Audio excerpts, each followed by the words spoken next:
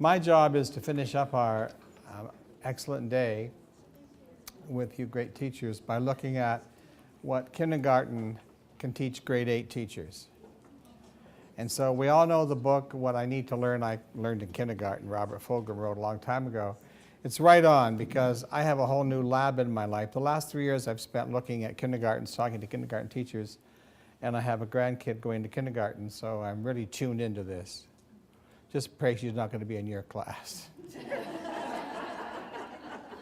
Not because of me, but because of her. So years ago when I didn't go to kindergarten, there was no kindergarten for me, so I have a less than successful life. But this was my grade 1 book. And I thought we'd begin with grade 1 because what can we learn in grade 8, 7, 6, 5, 4, 3, 2 that we can't learn in grade 1? And the best thing I can do with that picture show how it was nobody's life. Exactly. James Stewart would have made the movie if there'd been a movie. Thank you, one person got that.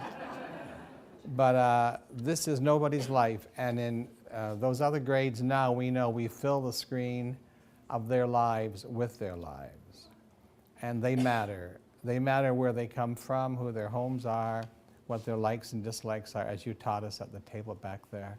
They matter today. That's the big switch. It didn't matter when I was in grade 1 where I was from. We owned a grocery store. That didn't matter. I was like everybody else. Get that book. And then we had a little card with a picture you did a shoelace around. That was good. You're staring at me. You don't remember shoelace cards? Come on, that was a big thing. I still can't tie my shoelace, but who cares? I met a kid who has a kid in grade 3. He can't tie his shoelaces, but he's sort of a good-looking kid. He goes out at recess and says to the girls, "Tie my shoe." And 3 girls run over and tie it. But moving on. So they've taught us that today we're going to look at what real life is in our kids' worlds. And then we're going to open doors and windows so their lives get bigger and bigger, because that's why we're there. Otherwise, we wouldn't need to be there. But we start where they live and where they are for sure. Now I'm going to push an arrow here. This is probably today's world, a little more like it, although that teacher is pretty relaxed. Unlike the 5 women I had up here trying to get this thing to work. Where was she? So we know now that in our grade 8, 7, 6, 5, 4, 3, 2, 1 classrooms, we got computers. My kid went to kindergarten 27 years ago, and there was a computer in his classroom, and he got to use it once a week with games, and he would come home and say, "It's my turn on the computer tomorrow, Dad." She knew at that time computers mattered. That's a long, long time ago. Sometimes in our schools we only have 1 computer as well. It should be on all the time. There should be a kid added every minute helping you and the kids to find things out. So we know that matters. No matter what else, we know that matters. So that's the second change. The third change is that wherever we live, whatever we do, everything matters. So being a part of it is so vital. The only people we worry about are social isolates. We don't really worry about the kids sent to the office 5 times. We worry about the social isolate. And in this picture for me, I love it because every kid can play. And I remember I was working with a child soldier who now is 24 and does speeches. Think how brave that is. And he said in his village, they played with plastic bags tied together for soccer balls. They will find a way to participate no matter what we take from them or refuse to give them. So being part of it is so vital. That's why recess is so important and so difficult. All the trouble happens at recess because that's where real life lives. Real life doesn't live in that classroom. It lives at recess. Indoor recess. Isn't that frightening? I was at indoor recess in a school in York Region where I couldn't find the teacher. He was under the desk hiding. I don't blame him. He was a big guy too. So redefining literacy is the new thing for our world to make the most meaning possible with this text format, this particular time in this particular context. So when I read Black Beauty again, I find that it's about a horse talking. I was shocked. But the really shocking part is the horse has a British accent. An upper class British accent, like Prince Harry. Isn't that weird? Rereading, refinding, rethinking. So in our classrooms today, we realize there's all kinds of text forms. And I love walking into classrooms and seeing so many different things that weren't in my class. I just had look, see Dick, see Jane. So today those text forms are filling our world, and it's a pretty exciting time. Kindergartens always know that because they bring what matters to them to school. And it might be a teddy bear, it might be a Disney book, and it might be an expensive picture book. They bring what they love. I like this grade 4 classroom in Bracebridge because this is their motto. They wrote it, they picked their own motto every year. And on the window they wrote, "This classroom has no walls." And I thought for grade 8, how wonderful. In our school last week at OISE, we had a day for the gifted kids. Anybody there with the gifted kids? Because none of you are. So what upset me was, where's the day for the guys at risk? Those guys there are the last kids on earth that need to come to OISE for a whole day with a free lunch. Who needs to come to that? Are the kids without dreams, without hopes, without anybody lifting them up? Where's the bus full of them? I didn't like it. I made them be quiet on the elevator. Then, this is a true story. I was getting off the elevator, there's 50 gifted kids in front of me, no space for me to get off. I said, "Part the Red Sea." I knew no kid knew what that meant in today's secular world, so I get off, and a mother at night I was at a do and said, "My son did know what part the Red Sea meant." He went home and told her that I said that. I love the gifted too, don't think I don't. Free book given to every kid in Canada last year. Not bad. My kid, Mara, my grandkid, she got it. We had to steal it from another kid in Canada, but that's okay. We have lots of books. This is America. They just got the one book. So I give her the book, and I come home, and then my kid phones me and says, Mara broke into huge sobs as she was reading this book because her mom had to go to the bathroom for a moment, and Mara turned the page and said, "The cat is lost. The cat has no home." And she ran upstairs sobbing, "Dad, Dad." He said, "Turn the page." And she goes, "Oh, the cat's okay."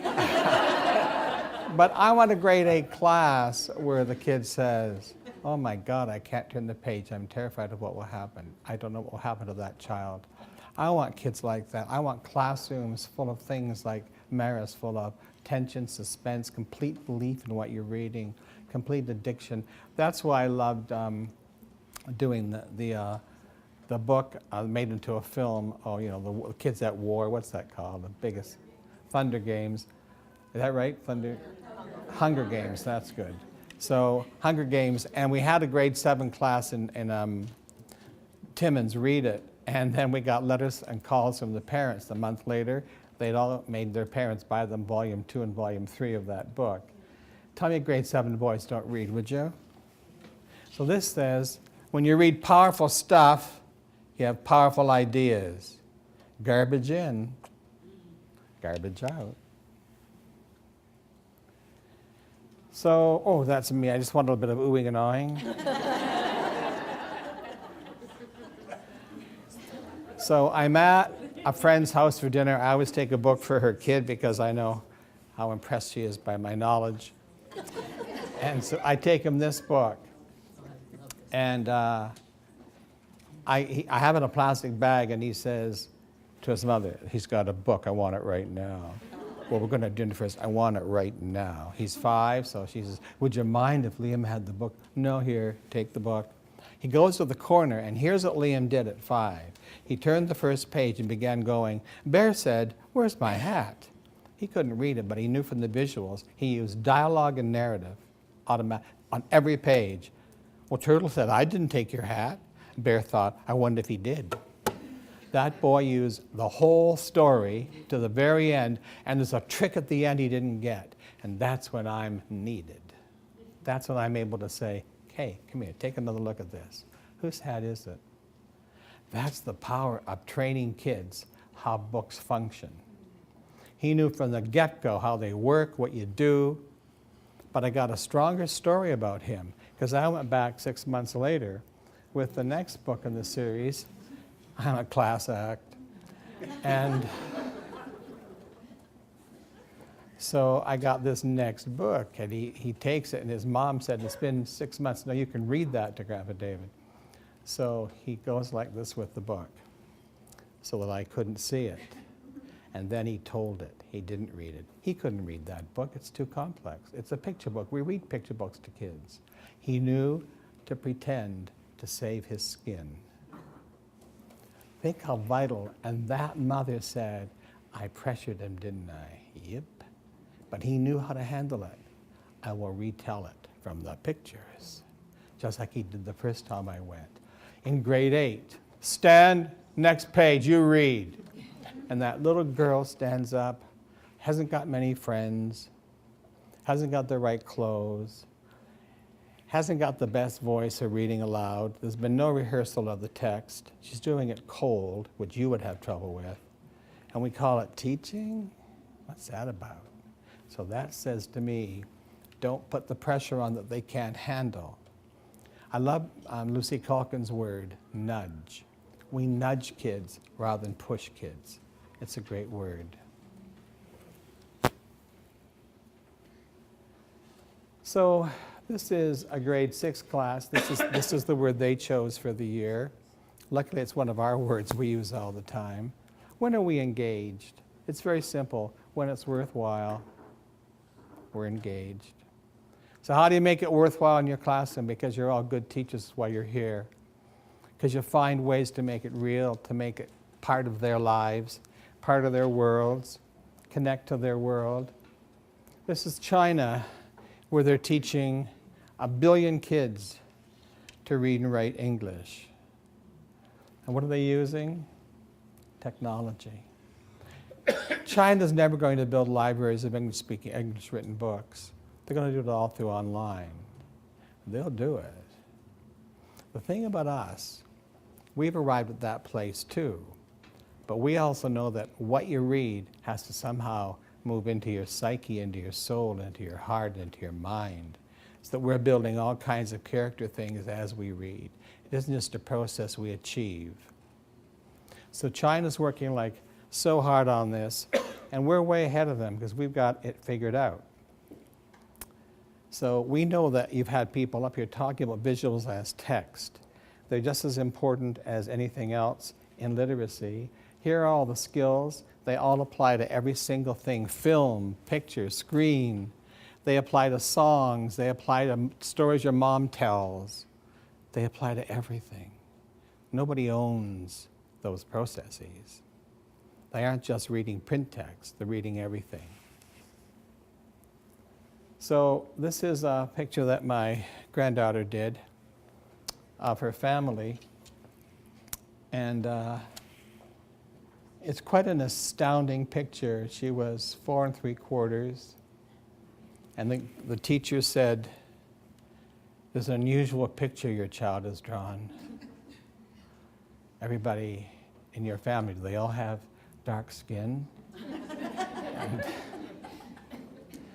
Jay said, "Not all of them." Well, Mara seems to think everybody does. I said to Mara, there's a very powerful picture of all of us. I'm in it too. And I'm wondering, Mara, we all seem to be brown. She says, yep, that's the only crayon I had. So I love the fact that we see symbolism in everything they do. But maybe in grade 8, they just did it because that's the only thing that popped into their head. So sometimes I want you to just take the kids at face value. This is who they are. This is what they do. I learned that in kindergarten. This is a picture drawn by a 4.5-year-old girl. She's very gifted. And she wanted to write a story to go with it. So they got her paper and pen. This is her story. Once upon a time, there was a landscape. It had hills and green grass and some flowers and a sun and people and clouds And people loved it so much. And if you were there when the sun is setting, it is beautiful. Here's the best part. You ready? She had leukemia when she wrote it. And she doesn't now. No matter the child, no matter the context, we're with them and we're there to help them. So in K through 8, same goal. What can I do for you, kid? How can I help you? Because I'm here like you're here. Thank you.